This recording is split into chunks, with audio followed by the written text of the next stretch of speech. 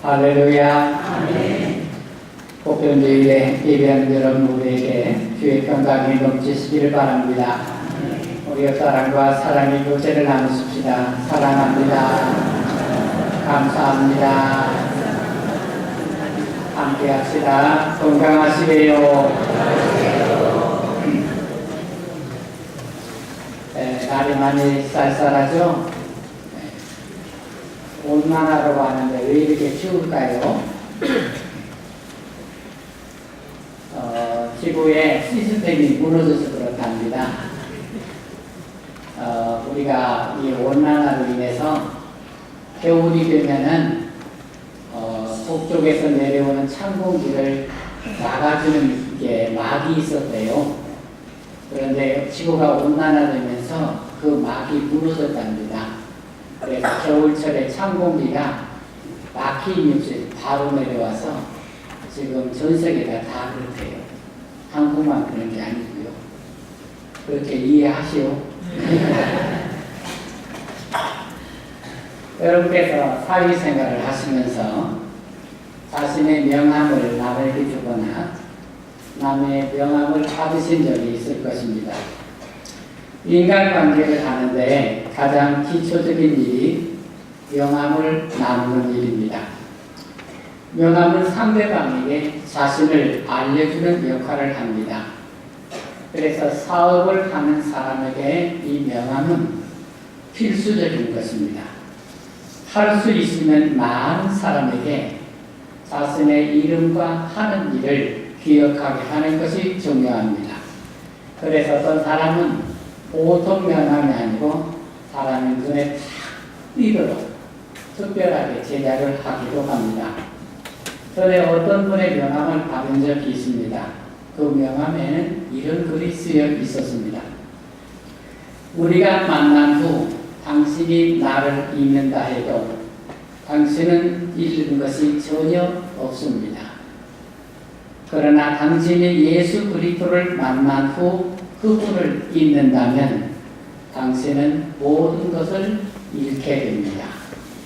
당신하고 내가 만난 다음에 나를 잊어버린 것은 아무 소망이 없습니다.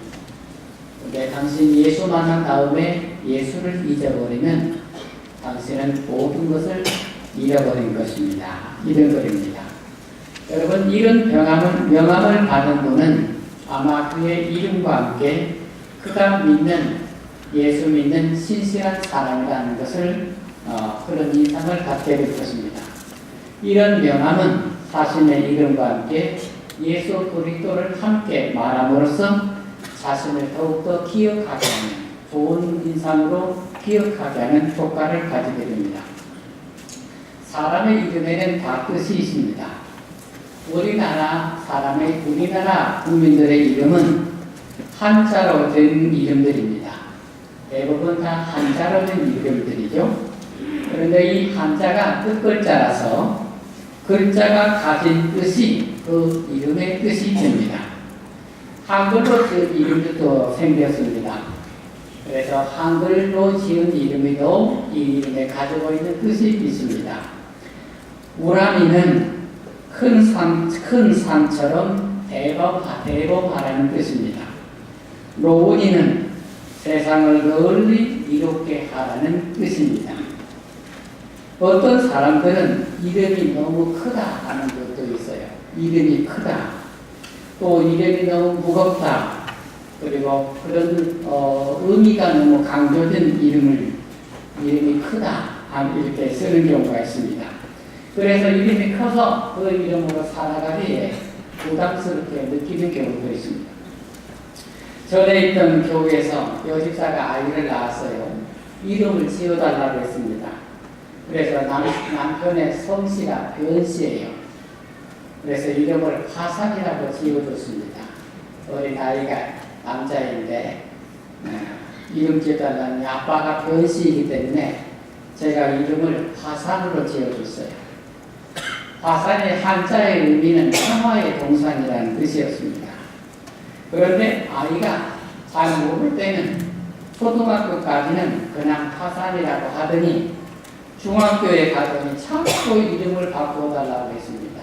이름이 어린아이가 감당하기 어려웠던 거예요. 변화산 하니까 이게 힘들었던 거예요. 그래서 엄마가 할 수 없이 정기라고 바꿔줬다. 저에게 연락이 왔습니다. 변화산 변에서 변정기가 되었습니다. 신대륙을 발견한 탐험가 크리스토퍼 콜럼버스의 이름은 이 크리스토퍼라는 뜻이요. 크리스토퍼 콜럼버스인데 이 크리스토퍼라는 뜻이 그리스도를 마음에 간직하고 사는 사람, 이게 크리스토퍼입니다. 그리스도를, 예수 그리스도를 마음속에 간직하고 사는 사람, 이게 크리스토퍼입니다. 그러니까 콜럼버스를 어머니가 이름을 지었을 때 크리스토퍼라고 지어준 거예요. 예수 그리스도를 잘 믿고 살아라 하고 크리스토퍼 콜럼버스라고 지어준 것입니다. 그런데 크리스토퍼 콜럼버스는 온통 그 생각이, 돈 생각이 가득했어요. 황금을 얻을 생각에 가득했습니다. 그래서 탐험가로서 신대륙을 발견했는데 그 신대륙을 발견한 이유가 돈, 황금 찾아서 그랬던 것입니다. 그런데 이 콜럼버스에게 어느 날 깨달음이 왔습니다. 자신이 어떻게 살 것인가 하는 그런 질문이 그에게 들어왔어요. 그래서 그는 깊은 고뇌 속에 결심을 합니다. 황금을 쫓아서 살 것이냐, 아니면 그의 부모가 그에게 주어진 이름대로 그리스도와 함께 그리스도와 섬기고 그리스도인답게 살 것이냐. 그래 결국 그는 결심을 하게 됩니다. 황금을 쫓던 삶에서 부모가 지어준 이름에 걸맞는 삶을 살기로 결단을 합니다. 그는 죽기 전에 이렇게 말했습니다. 나는 14년 동안만 크리스토퍼 콜럼버스로 살았고 그 기간이 내 일생 중에 가장 행복하고 보람이 있는 세월이었다. 그렇게 유언을 남기고 죽었습니다. 여러분의 이름은 어떻습니까? 사람의 이름에는 그 사람의 인격과 명예가 달려 있습니다. 뿐만 아니라 그 이름에는 능력이 포함되어 있습니다. 대통령의 이름에는 대통령의 인격, 명예, 능력이 담겨 있습니다. 오늘 성경은 세상을 구원하시는 예수님의 이름에 대해서 말씀하십니다. 오늘 말씀에서 주의 은혜를 함께 나누시기를 주의 이름으로 축원합니다. 한번 따라서 합시다. 예수님은 하나님의 집에 머릿돌이십니다. 예수님은 하나님의 집에 머릿돌이시다. 여러분 11절 말씀입니다. 11절 말씀 같이 읽겠습니다. 이 예수는 너희 건축자들의 어린 돌로서 집 모퉁이의 머릿돌이 되었느니라. 여러분 이 말씀에 앞에 3장에 베드로와 요한이 성전 문에 앉아있던 못 걷는 사람을 예수님의 이름으로 낫게 해준, 그래서 이 사람이 걸어다니는 놀라운 역사가 기록되어 있습니다. 이 성전 문 앞에 있던 안전뱅이는 예루살렘 모든 사람이 알고 있는 유명한 사람이었습니다. 성전에 드러날 때마다 보았으니 그는 예루살렘의 모든 사람이 알고 있는 유명한 사람이었습니다. 그런데 그가 갑자기 걷게 되니까 온 예루살렘에 소동이 일어난 것입니다.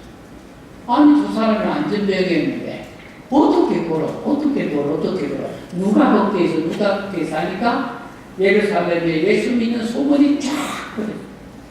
예수님이 부활했다고 소문이 퍼졌어요. 그래서 유대교 지도자들이 이걸 감당하지 못해서 사도들을 붙잡아들였어요. 이 소문을 내는 사람들을 붙잡아들였어요. 감옥에 가뒀어요. 그리고 사례들이 의회에다가 붙잡아놓고 유대교 지도자들이 모여서 신문을 하게 된 거죠. 너희들이 무슨 일을, 왜 이 사람이 걷게 된 거냐? 도대체 네가 무슨 일을 했냐? 어떻게 했냐? 신문을 하게 된 것입니다. 제자들이 나사렛 예수님의 이름이 나사렛 예수가 그들을 걷게 했소라고 증언을 합니다. 그래서 그들은 사례들의 의회 앞에서 지도자들 앞에서 예수님의 부활과 그분의 이 놀라운 일들을 증언을 하게 된 것입니다. 너희가 예수님을 십자가에 못 박아 죽였지만 하나님은 예수를 살리셔서 구원의 머릿돌이 되게 하셨다. 예수님은 세상을 구원하는 유일한 이름이다 하고 선포를 하게 된 것입니다. 성경에는 예수님을 돌로 비유한 두 가지 경우가 있습니다. 여러분 이 말을 잘 이해하는 것이 예수님의 세상에 오신 목적과 구원을 이해하는 데 필요한 일입니다. 따라서 합시다. 예수님은 머릿돌입니다. 여러분 이게 11절 말씀입니다. 이 11절 말씀은 시편 118편 22절을 인용한 말씀입니다. 건축자가 버린 돌이 집 모퉁이에 머릿돌이 되었다. 예수님은 너희가 버린 머릿돌이다. 너희가 버린 돌이다. 그분께서 교회 구원의 모퉁이돌이 되셨다. 이렇게 선포합니다. 이 말씀은 유대인들에게 장래에 나타날 메시아에 대한 예언으로 알려져 있습니다. 버린 돌이, 건축자가 버린 돌이 집 모퉁이에 머릿돌이 되었다. 이 말은 메시아와 관련된 예언으로 해석되어 왔었습니다. 예수님도 이 말씀을 인용해서 마태복음 21장 42절에 이렇게 말씀합니다. 예수께서 이르시되 너희가 성경에 건축자들의 버린 돌이 모퉁이의 머릿돌이 되었나니 이것은 수로 말미암아 된 것이요 우리 눈에 기이하도다 하고 읽어본 일이 없느냐 하셨습니다. 건축자들이 쓸모없다고 버린 돌과 같이 유대인들은 예수님을 무시하고 멸시하여 십자가에 못 박아 죽었습니다. 그런데 하나님께서는 유대인들이 그렇게 받아들이지 않고 멸시천대하여 십자가에 못 박아 죽인 예수님을 무덤에서 다시 살리셨습니다. 하나님은 예수님을 하늘로 올리셔서 하나님 우편에 두시고 권능과 영광을 가지고 세상을 다스리게 하셨습니다. 하나님은 이 예수님을 만민을 구원하는 기초로 삼으셨습니다. 그게 예수님이 모퉁이돌이란 말의 뜻입니다.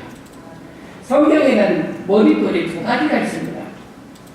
머릿돌의 첫 번째 의미는 집을 지을 때 처음 놓는 기준돌을 의미합니다. 영어로는 코너스톤이라고 합니다.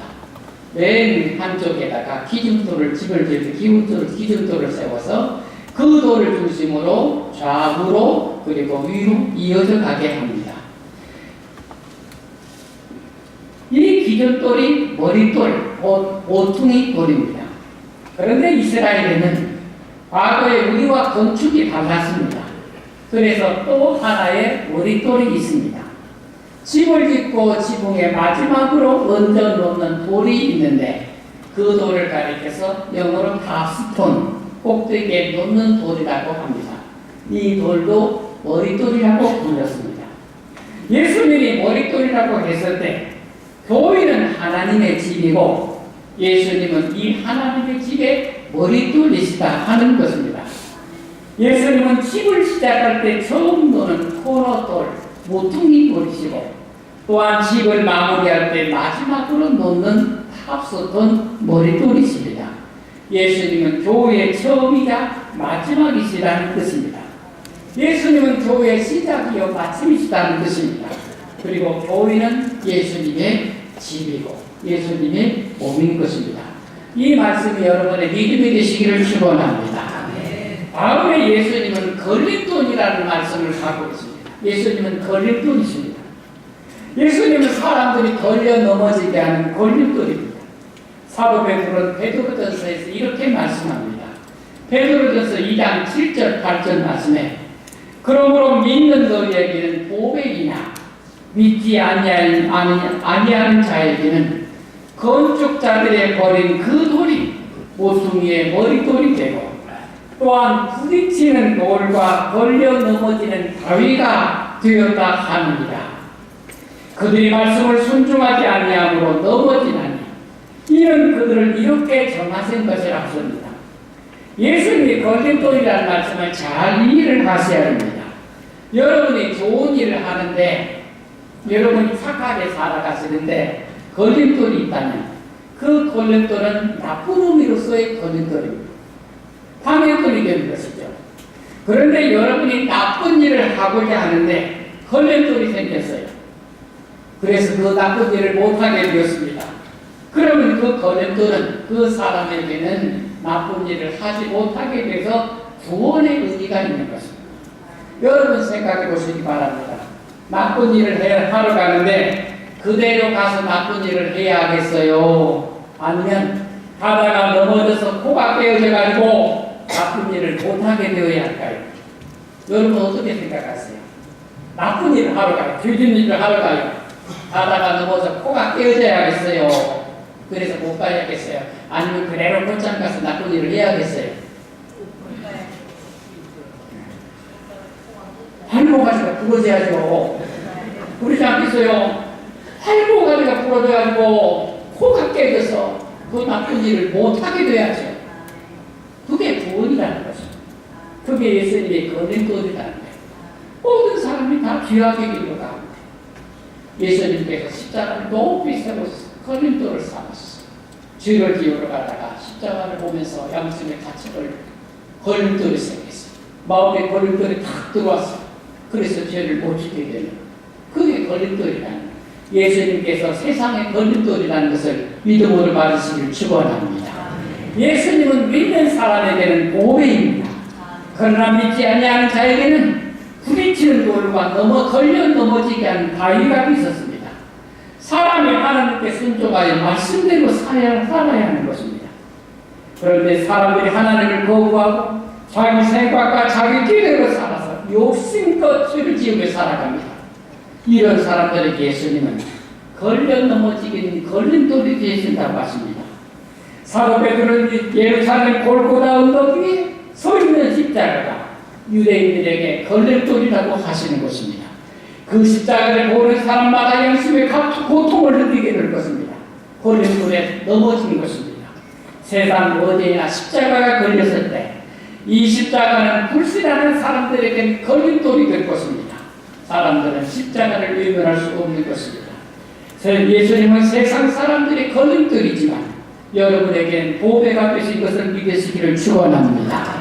한번 따라 삽시다. 예수님은 세상을 구원하는 이름입니다. 여러분 12절 말씀 읽겠습니다. 12절 말씀입니다. 같이 읽습니다. 다른 이로서는 구원을 받을 수 없나니 천하 사람 중에 구원을 받을 만한 다른 이름을 우리에게 주신 일이 없습니다 하였더라. 사도 베드로는 이제는 예수 외에는 그 어떤 이름으로도 구원을 받을 수 없음을 선포합니다. 여러분 부르실 찬송가 80장 오늘 성경 말씀을 가장 잘 드러낸 찬송가입니다. 천지에 있는 이름 중 귀하고 높은 이름 주 나시기 전 지으신 구주의 이름 예수 주 앞에 내가 엎드려 그 이름 찬송하며 내 귀에 들린 말씀 중 귀하신 이름 예수. 여러분 예수라는 이름 여호와는 구원이시라는 뜻입니다. 마태복음 예수님의 이름의 뜻을 자기 백성을 그들의 뒤에서 구원할 자라 해석했습니다. 예수님의 이름 이미 지어졌어요. 나시기 전부터 예수님의 이름이 지어졌어요. 그리고 그 이름의 뜻은 명확했습니다. 자기 백성을 그들의 뒤에서 구원할 자 그분이 예수예요. 예수 이름은 그 뜻을 담고 있는 것입니다. 여러분 예수님은 보통 사람과 다릅니다. 우리와 똑같은 몸을 가진 사람이지만 예수님은 그분 독특한 인격을 가지신 분이십니다. 예수님 위에 사람의 죄를 대속한 의롭고 거룩한 하나님이자 사람이신 분은 없습니다.